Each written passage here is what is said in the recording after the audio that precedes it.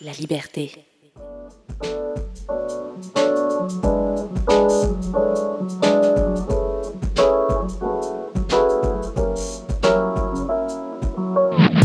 Bienvenue dans Baladar, là où de jeunes Manitobaines et Manitobains nous font découvrir les richesses culturelles et artistiques de la francophonie d'ici et d'ailleurs. À travers leurs rencontres avec des artistes et personnalités locales, ils font rayonner la culture et les arts de chez nous, de la littérature au patrimoine, en passant par la musique, le théâtre, le cinéma et les arts visuels. Place aux jeunes de Baladar.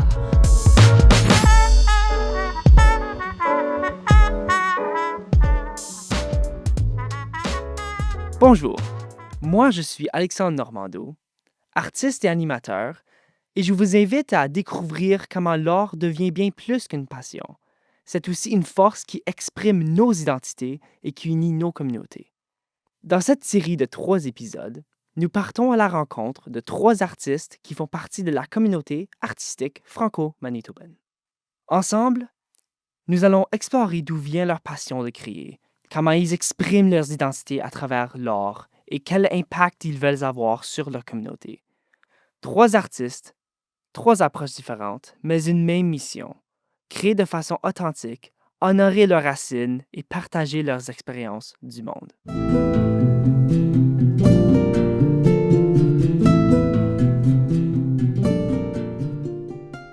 Quand tu regardes une œuvre d'art, qu'est-ce que tu vois vraiment? Juste des couleurs, des formes, du tissu? Ou est-ce qu'il y a quelque chose de plus profond qui se cache en dessous?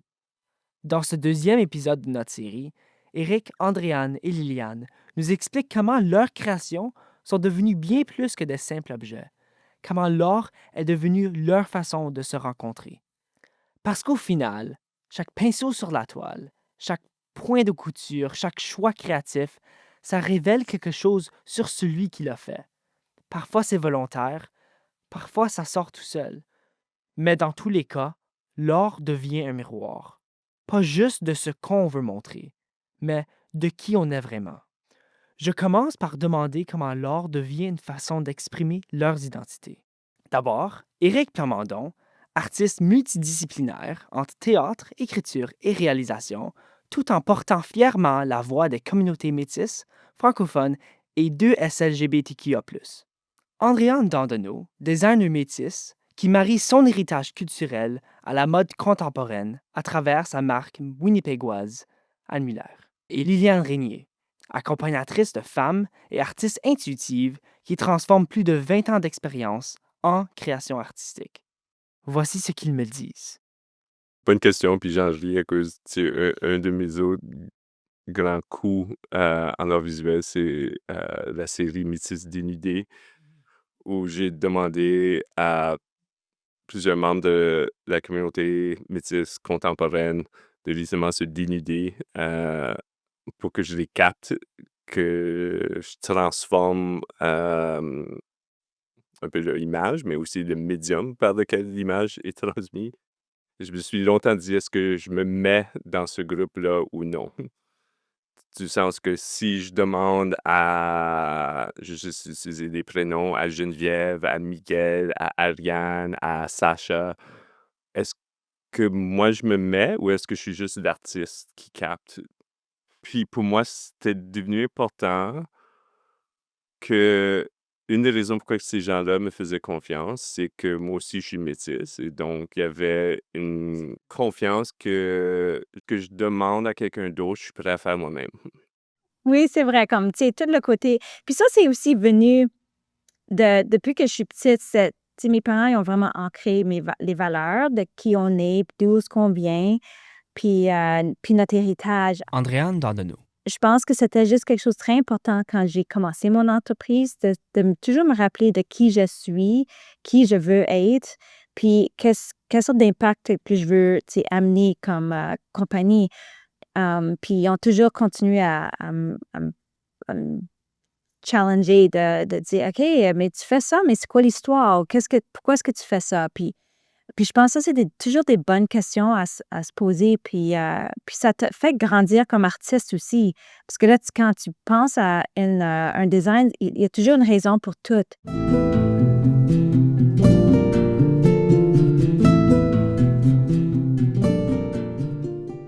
Mais quand tu mets autant de toi-même dans ce que tu crées, ça devient risqué parce que montrer ton art, c'est vulnérable. Tes émotions, tes moments difficiles, tes questionnements, tout ça finit par être vu dans tes créations, que tu le veuilles ou non. Andréane raconte.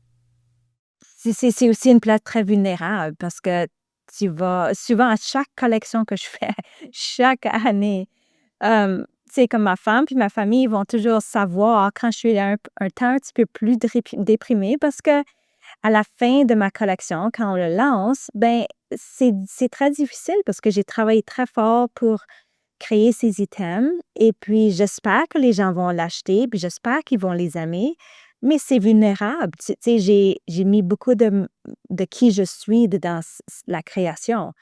Éric nous partage son point de vue. Il y a quelque chose de toi qui se transmet dans l'œuvre que tu crées. Tu sais, c'est pas que je me fâche, je signe la plupart de mes œuvres, mais presque entièrement à l'endo. Puis j'ai aucun problème à être debout puis de parler de mon art, mais c'est pas du branding Éric Blondon. C'est plus un comment est-ce que l'art contribue à la société, mais forcément, c'est que si je crois à ça, c'est que je crois que Éric Plamondon a quelque chose à contribuer à la société et l'art, c'est d'une façon que je le fais.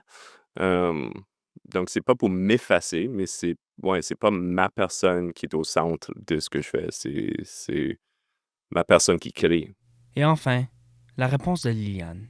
Comme même présentement, tu sais, j'ai ma maman qui est pas bien, et puis là, ça fait que ce que j'ai fait dernièrement, hein, j'ai pris une toile de 48 par 48 pouces et puis là, je me suis dit: Ça va être la toile qui va m'aider à, aller plus profondément dans les sentiments tout autour de ce qui entoure le, grieving. Alors c'est une façon pour moi de process mes émotions, de vraiment alors c'est pour ça, c'est vraiment cru, c'est émotionnel, c'est vraiment rempli d'émotions. Puis qu'est-ce qu'il y a de plus, que je peux faire sortir sur la toile? Puis ça m'aide à continuer, à évoluer comme personne. Alors c'est vraiment un travail d'intégration, de transformation.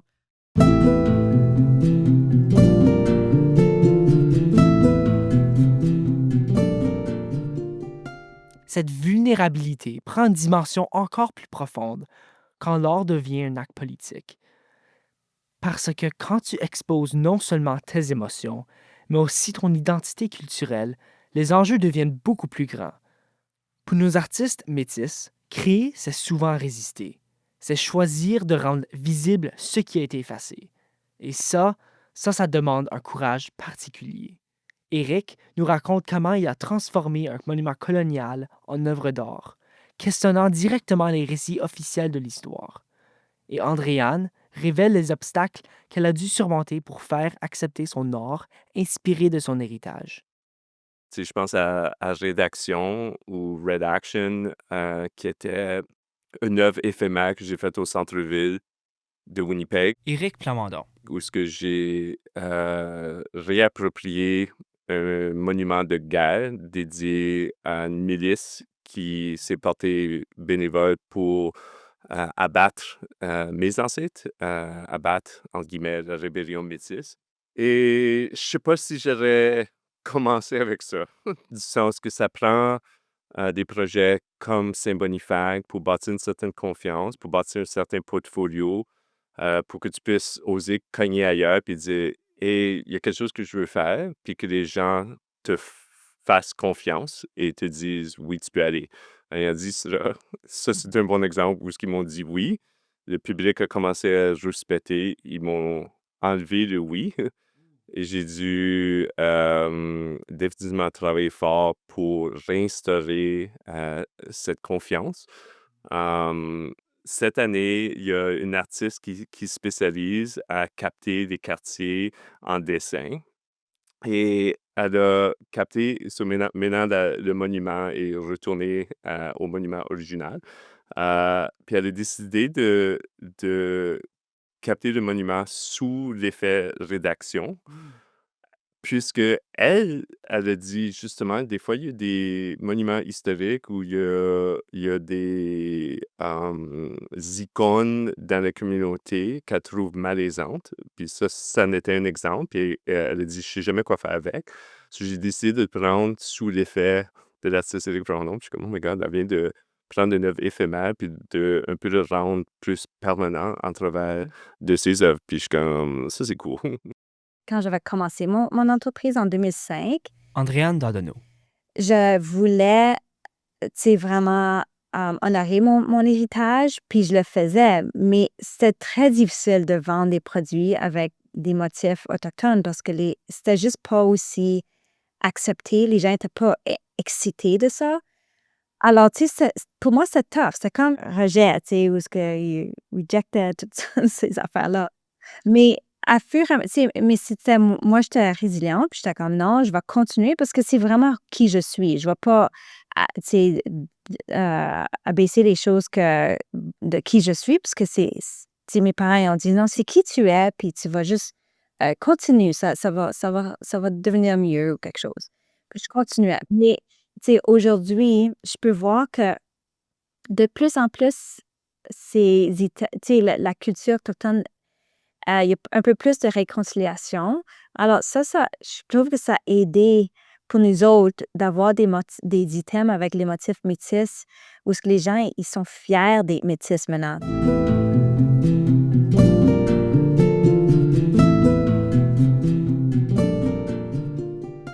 Mais quand tu fais de l'art qui parle de ton identité, comment tu partages ça avec les autres?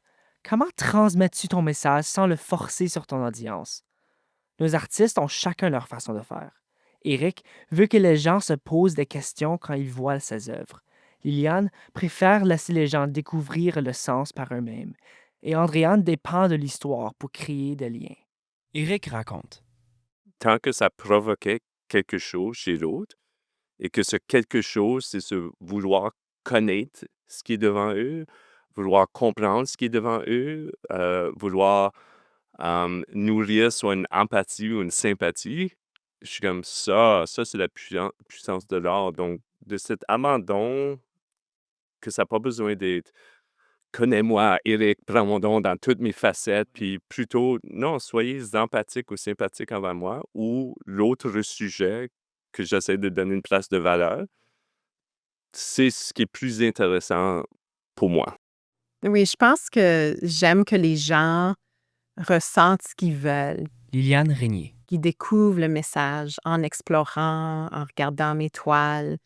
Puis aussi, ce que j'espère toujours, c'est que les gens réalisent qu'eux aussi peuvent s'exprimer de cette façon-là. Et enfin, la réponse d'Andréane. Puis moi, je pense que la raison pourquoi est-ce que la plupart des gens qui achètent de chez nous, c'est parce qu'ils croient dans l'histoire, ils aiment l'histoire, ils suivent l'histoire. Ça leur donne un autre pourquoi pour acheter, pour vouloir le vêtement. Puis ça leur donne aussi accès à participer à l'histoire.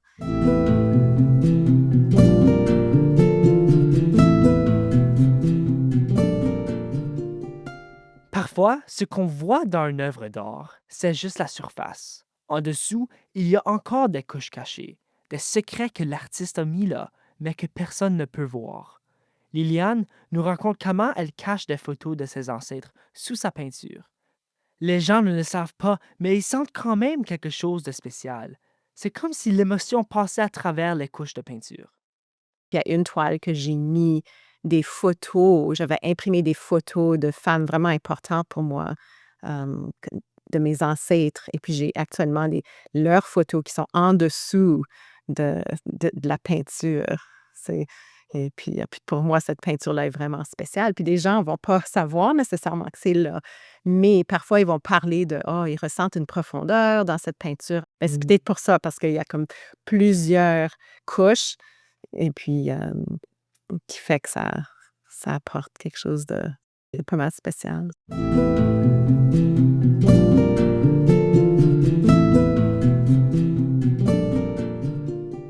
Au final, ce que nous révèlent Éric, Andréane et Liliane, c'est que l'art va bien au-delà de ce qu'on voit au premier coup d'œil. Chaque œuvre porte en elle l'histoire de celui qui l'a créée, ses joies, ses blessures, ses questions, son identité. L'art devient ce miroir dont on parlait au début. Un miroir qui nous renvoie non seulement à l'image de l'artiste, mais aussi la nôtre. Parce que quand on regarde une œuvre d'art et qu'on ressent quelque chose, c'est qu'on y reconnaît une part de nous-mêmes. C'est ça l'art. Ça nous connecte. Artistes et auditoires, passé et présent, visible et invisible. Et peut-être que la prochaine fois que vous regarderez une œuvre, vous vous demanderez qu'est-ce qui se cache en dessous ou comment que je me relie à cette pièce. Merci à Éric Plamondon, Andréane Dandonneau et Liliane Régnier pour nous avoir partagé leur témoignage avec nous. Et merci à vous de nous avoir écoutés. Dans le 3e et dernier épisode de cette série, nous allons parler de l'empreinte que chacun de nos artistes franco-manitobains souhaite laisser dans sa communauté.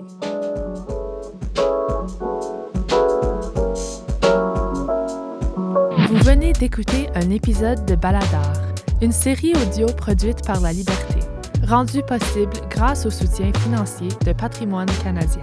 Conception de cet épisode, Alexandre Normando, avec l'aide de Morgane Lemay. Enregistrement et montage, Alexandre Normando, avec l'aide d'Alicia René et de Mehdi Bérédad. Gestionnaire des opérations, Mélissa Odino. Directrice adjointe, Lisiane Romain. Directrice générale et rédactrice en chef, Sophie Golin. Et un gros merci à Louane Bourdeau, notre mentor en art visuel, pour son aide précieuse. Retrouvez tous les épisodes sur la-liberté.ca et sur vos plateformes d'écoute favorites. N'hésitez pas à partager, commenter et à donner 5 étoiles. À bientôt!